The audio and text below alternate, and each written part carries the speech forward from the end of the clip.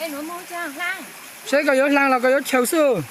Em con lang là con chó. Cú lang này, hồ chiều là lấy. Lang là lấy. Hàng lo cho xong rồi nè chưa. Là lang có chỉ nhiều lo không? Ôi hàng lo luôn.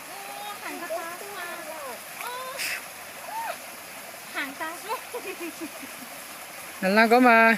Cầm play ơi.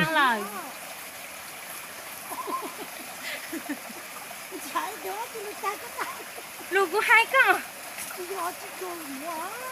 Chú rủ xuống lắm à. Có lô. Đang có chú xuống lắm à. Thì nó tôi một phát sinh lịch tạm mà ô tên lang có. Nhớ.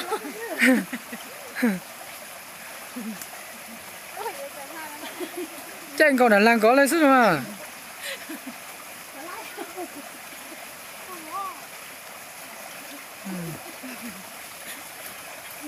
Nó có trăng đó nè.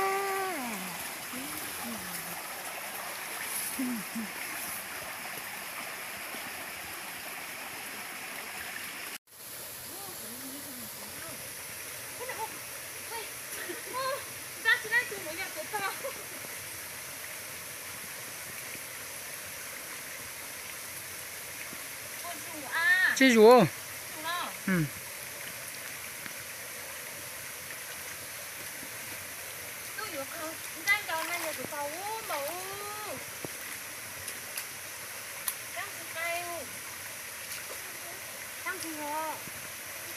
Bảo nó có một cư hắn này hò.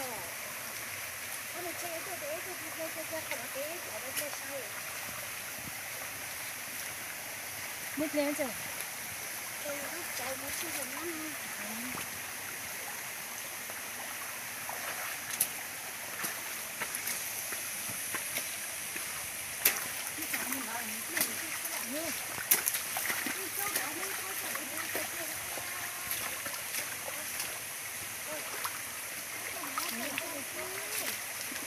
Có trò lúc xuân đông trò có. Lo. Ui à.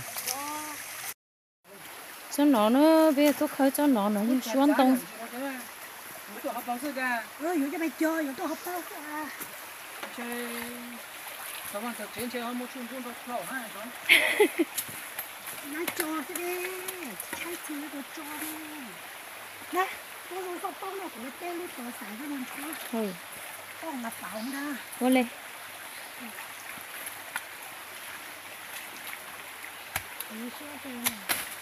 Đó là chua nó như xuân đông này. Cho mùi khóc lá.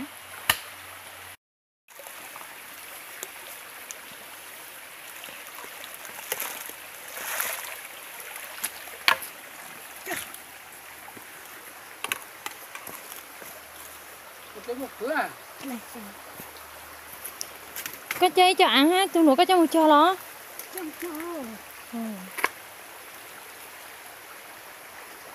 Sao nó cho bài cho nó, ta toàn đây chấm lông, nó nhầm lông chè nó, đây cho lò, khử nó, đây cho lò khử còn cho ăn được sắp bóng cho một xong rồi thì cho lại.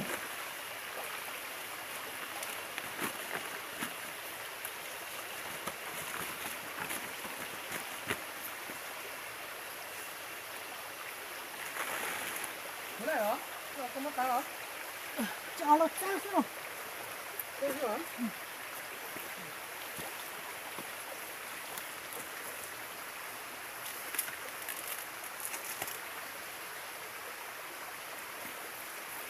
Tôi cũng khai mà. Hai chị tao mua đâu. Sao mà.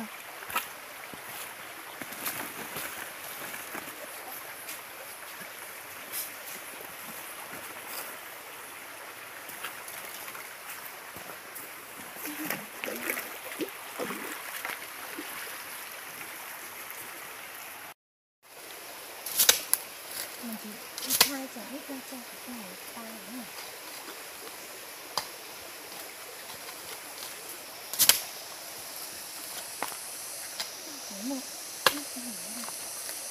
Mà khơi đồ nó hạt chảo. Có chả coi chả cho to e hay là cho à. Chả họ không con rồi. chỉ không khó mà tốt thì lúc bỏ mà chỉ tao bỏ à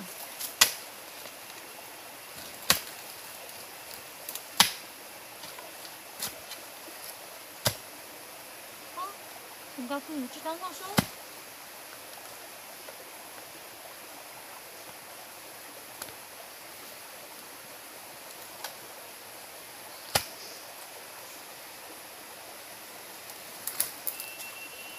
ôi lũ kia này đâu tôi không sai lũ rồi có của ta có không cũng không cho tôi là của tôi về ta mình trên sai lũ à còn lũ kia hả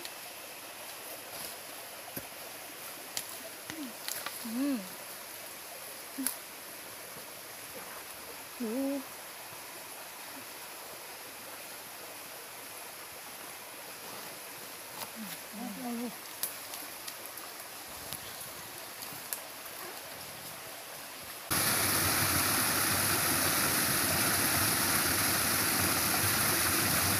nó mình sẽ tao cho ta lời chị ta tỏ lò tao ăn một chế